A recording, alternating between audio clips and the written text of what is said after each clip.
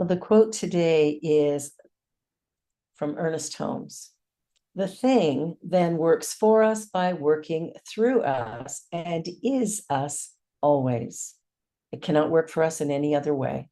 It spreads itself over the whole universe and shouts at us from every angle, but it can become power to us only when we recognize it as power. Therefore, our belief sets the limit to our demonstration of a principle which of itself is without limit. So the talk today, Your Open Heart, is really about allowing ourselves to be who we really are and to create an energy moving forward that allows us to really shout from the rooftops our authentic, honest, unique voice. So last week, I know some of you were present for the water ceremony where we did a release ceremony about letting go of that which no longer serves, that which we did not want to bring into 2025, that which may have been a challenge for us or a difficulty. And so as we begin the new year, I invite you to do your practice of forgiveness and gratitude so that whatever has been holding you back or holding you down or causing you a challenge or despair, allow that to be released. Let it go. And step into this new year, remembering that the idea of impossible, let's shift it to I'm possible. I'm possible. When we start to think that I cannot do it, let's remember I'm possible. When we get into that place of, oh, this is difficult or hard, wait a minute, no, I'm possible. And I'm possible because within me, pardon me, within me, there is a power and a presence that is infinite, all powerful, all knowing. It's touching life everywhere. And so it's you and it's me. And if we begin to live from that power, from that strength, from that place, all of a sudden we realize there's no such thing as can't or try or should have. There's no more impossible. We start to acknowledge the possibility that we are, in fact, enough. That whatever it is we have need of is right here. We came into this life with it. We don't need to find it. We don't need to go get it. We just need to maybe shut out the stories we hear from the outside world so that we can begin to live from the inside out. And so we do our daily practice and pardon me, we do whatever we need to do to ensure that we are living our very best life and doing it in a way that honors our authentic self. See, we were created perfect, whole, and complete. Now, we might view ourselves as flawed and broken, but that's actually one of the lies that we tell ourselves. And we tell ourselves that because certain behaviors were recorded in our early years by siblings or parents or teachers telling us what's bad, what's right, what's good, what's wrong. And we bought into the idea that somehow within us there was something that was flawed. I'm here to say God does not create junk. The Spirit does not create garbage.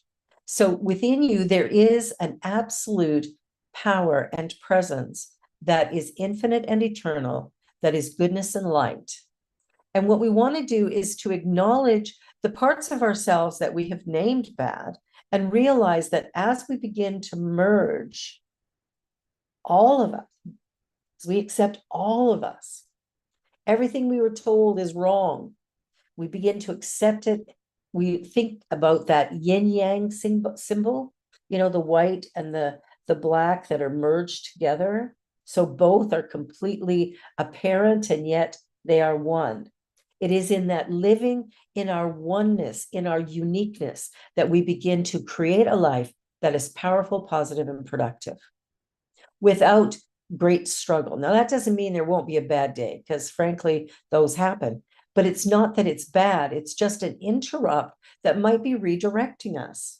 So we want to look at the words that we use and begin to embrace the power within us so that those words no longer take us down a dark road. So when we're having a difficulty, instead of calling it bad, let's go, wow, okay, what's my new direction? What is the next step I need to take? What is the universe calling me to? And we begin to step into a bigger, more expansive openness in our life experience. And it is a powerful thing, but we must embrace that divine guidance. So when you're faced with a brick wall in front of you, change direction. Turn and look the other way. Decide that, oh, I'm being stopped. Why am I being stopped? Maybe there's something different I need to do. Let me take a moment in the silence. Let me take a moment in the quiet and let me listen to that still small voice within. There is something for me to do, and I am willing to do it. We're here to explore ways to clear mental and emotional clutter. That was some of what we did last week, creating room for new possibilities to emerge. And, one of the things that's so funny about us is we really resist change. We don't like change at all. But how on earth are we going to create our new expansive vision, our great new life, live that beautiful dream that we've been harboring for years without changing something? Yeah. So change is our friend. Change is what happens. Now, remember, the essence of us is changeless, right? That part of us that is the divine, that is changeless. But the human us, the body us, the one that lives in this world, now that is in constant change. And our resistance to that change really just makes us miserable. It's one of the causes of suffering. Suffering isn't something that we have to do. It is truly optional, as a Buddhist would say. Pain is inevitable. Suffering, however, is optional. So when we suffer, a lot of what we're doing, and we did last week, we did a release ceremony. So I'm hoping you've released it all and let it go, and you're not going to bring it into the new year. But sometimes what happens is we do a release and we let go of that thing that's been haunting us. And then all of a sudden we pull it forward and we bring it up in our memory and we start to relive it again. Well, they did this and they said that, and oh, I hate this and that's awful. And all of a sudden, what are we feeling? We're feeling despair and pain and struggle yet again. And we don't have to.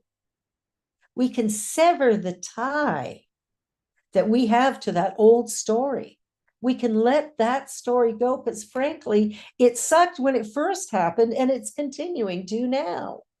Why would I want to keep bringing it forward? Why would I want to keep bringing it up? So what we want to do is do a release where we really let go and we stand in this moment with an open heart, saying yes to life, yes to change, yes to possibility, yes to a new day. You see, we were created in a way that allows us to create something completely brand new. And we're creating from the source of life. We're creating from the oneness of life. So we don't have to look at external conditions and go, oh, well, the last time I fell in love, this is what happened. I ain't never doing that again. No. That's not it. What happened in the past is in the past. Each day I am a new person standing in a new place in the universe. And so in this newness, I want to open my heart and look for that new career, that new opportunity, live within my own power and presence to go, yes, this is who I am. This is what I love.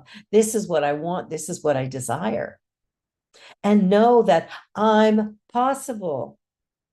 So we immediately let go of the doubt, the worry, the things that have held us back, and we stand in our power and we say yes to that still small voice. We begin to act from spirit, knowing that the only way that it works is through us, not to us. And so we want to remind ourselves of that often. And it is true that we're influenced by circumstance, feeling hot on a sweltering hot day, or like today here in Toronto, or if you're in Saskatoon or Calgary, There might be a little bit of cold air out there as well. That cold, we'll hear ourselves complaining. I don't know. I've been living in Canada my whole life, and every year we have winter. So why am I complaining about an occurrence that I cannot alter or change, that is inevitable? So there's a call for us to acknowledge, yeah, okay, now I need a heavy coat, and in the summer I need a little t-shirt. Neither is good or bad, they just are. And so when we can learn to just love what is, we start to see ourselves moving into a more peaceful state where we can live day by day with a real sense of kindness and compassion, love and support for ourselves and others, and be in a place of possibility. Our true power lies not in controlling external conditions, but in mastering our thoughts and beliefs about those conditions. A cold day isn't a bad day. It's a cold day. A hot day isn't a bad day or even a good day. It's simply a day, a hot day. When we start to really acknowledge that what's going on around us just is, and how we think about it is what creates our suffering or our joy. Imagine for a moment that you're sitting at home and your teenager's out and they're 3 hours past curfew. Where does our mind go? What if they were kidnapped? What if they were in an accident? What if we're all this negativity? I'm going to kill that kid when they get home. They've got me worrying so much. They didn't get you worrying. You chose to worry because you went into the what if negativity. But what if they're having a blast? What if they're having the best time ever? What if they lost track of time? What if they're going to walk through the door any minute? What if we just rest knowing all is well? And the kid walks in and we're, oh, thank goodness you're home. And we're all excited and happy. And then all of a sudden that changes. There's the excitement and delight that they came in the door. And then it's, you little so-and-so, you had me worried. Back to the suffering. See, we have a choice in all this because it's our thinking that causes that. So when we think that something's awful, bad, and terrible, we feel bad and terrible. When we're thinking, whoa, this is the best day ever, all of a sudden we're shiny and bright and smiling and glorious. Our thinking. We want to take a look at what we read and what we think and how we process life and begin to go, what if it's all good? What if it's all good? We used to sing a song at CSL Toronto years ago. God is so good. God is so good. God is so good through me. I think I got that a little bit off, but it's like knowing that spirit isn't something out there or different, that it is us. Every cell of our body, the thoughts of it's all within this one presence and power. So we want to allow it to flow and to move, allow it to be in our experience and move forward with a sense of joy and possibility. We get to choose, and every choice we make will result in an experience. The experience just is. But if I call it bad, then that's what it's going to be for me. And I get to be miserable. All of it is choice. The creative law responds to our habitual thinking. Ooh, yeah. Shaping our lived experience according to the sum total of our thoughts, ideas, beliefs, and opinions. There isn't a single perfect thought to hold. Rather, it's crucial to become aware of the thoughts we're having and recognize their impact on our reality. So when you wake up tomorrow morning and you stub your toe and all of a sudden you're going, oh, this is the worst day ever, maybe correct that and go, whoa, my toe hurts. Whew, let me put a little ice on it. It just is.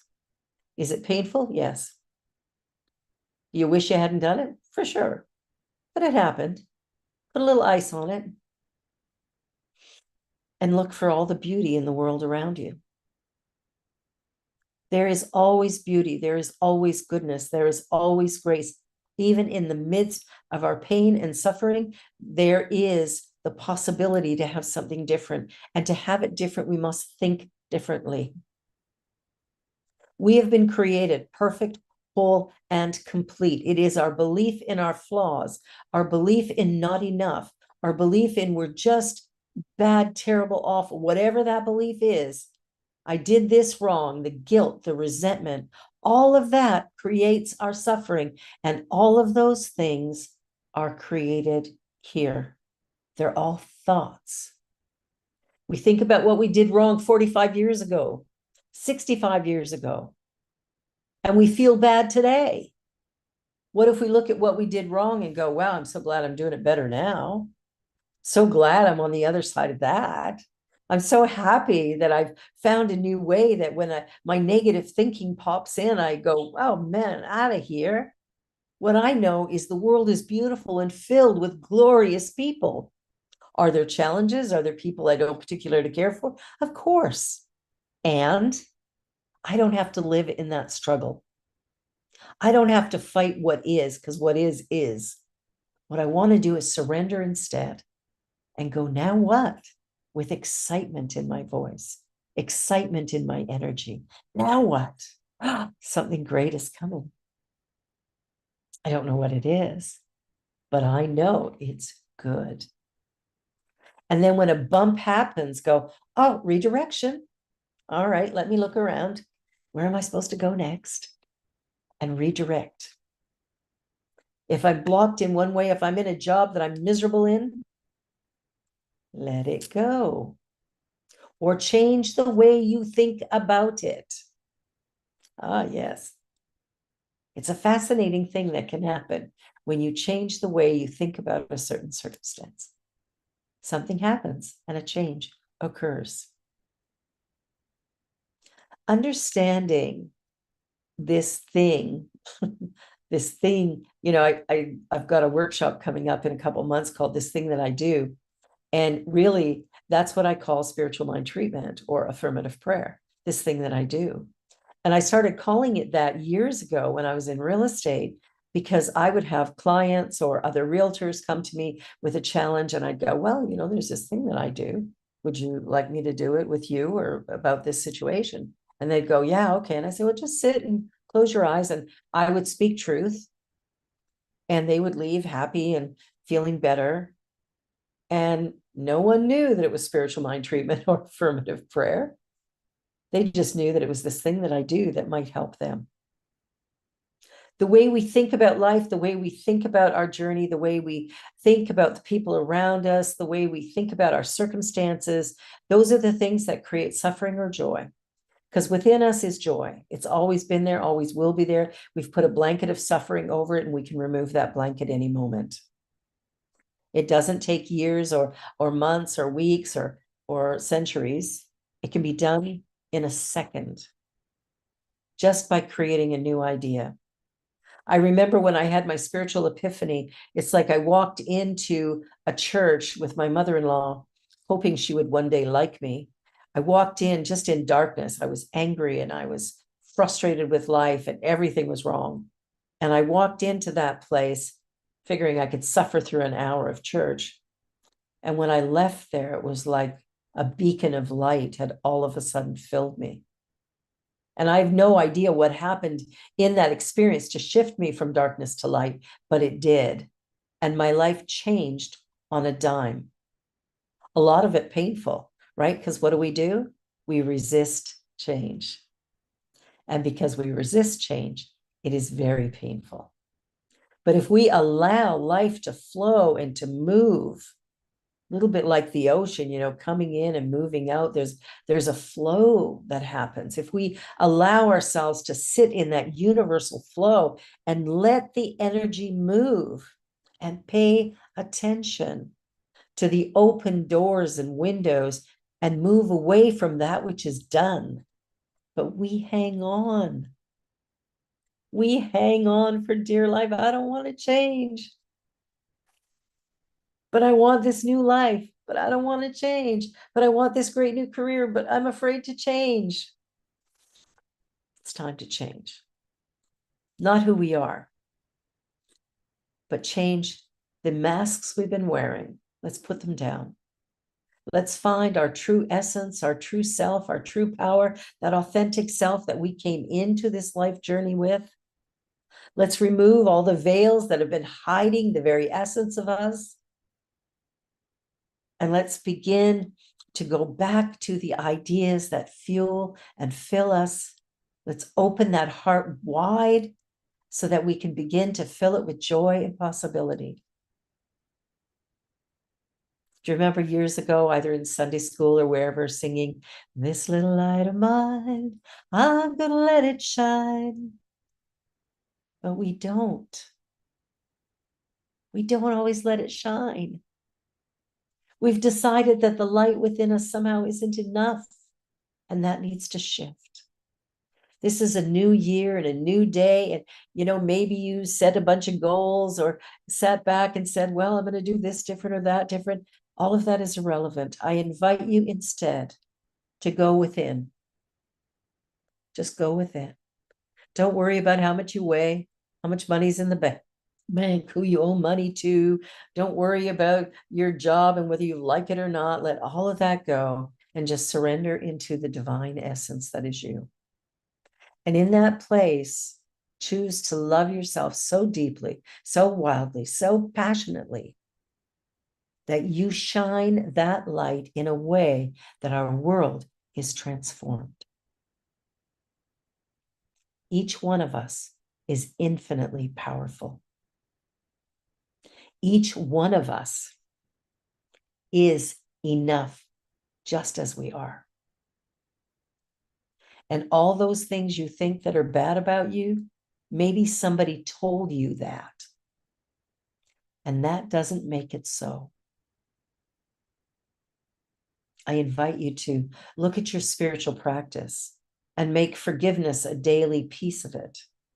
To close your day off with gratitude for the beautiful things that have happened in your life that day.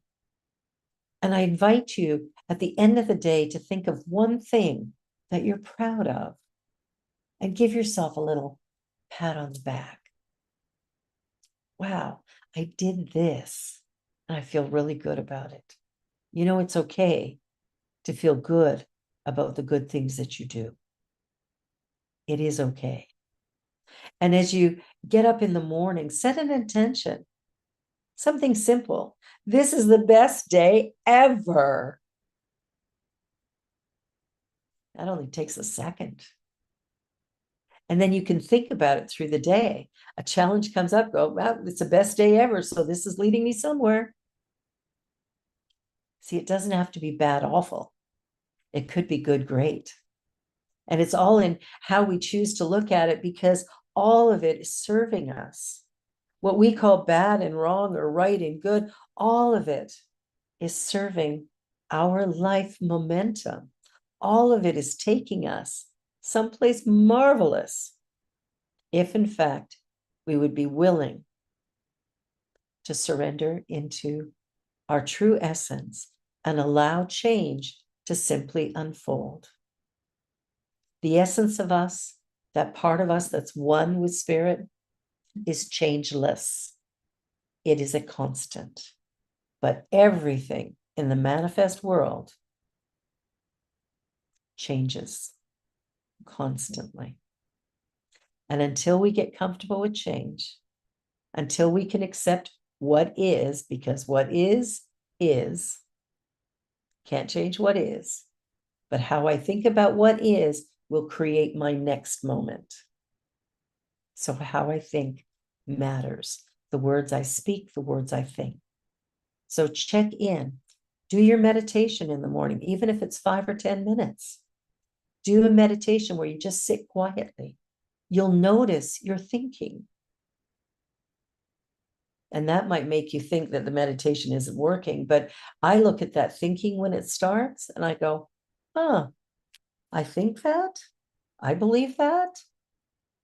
Wow, that no longer works for me. See, if I can see it, it's easier to change it. So sitting in the silence daily is a powerful and beautiful practice. I invite you to use affirmative prayer or spiritual mind treatment through the day when you feel a challenge or difficulty come on. Allow yourself to go into that energy and let it go. You are created powerful. You have been created good.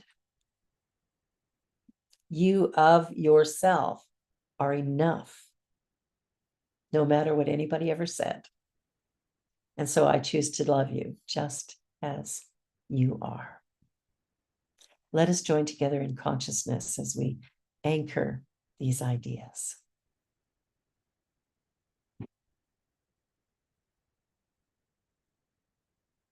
I rest in the beloved, the absolute. And I can feel the energy coursing through my physical body, my emotions, my spirit. All of it filled with this divine grace that allows me to see the authentic me and to love what I see. I've let go of the past.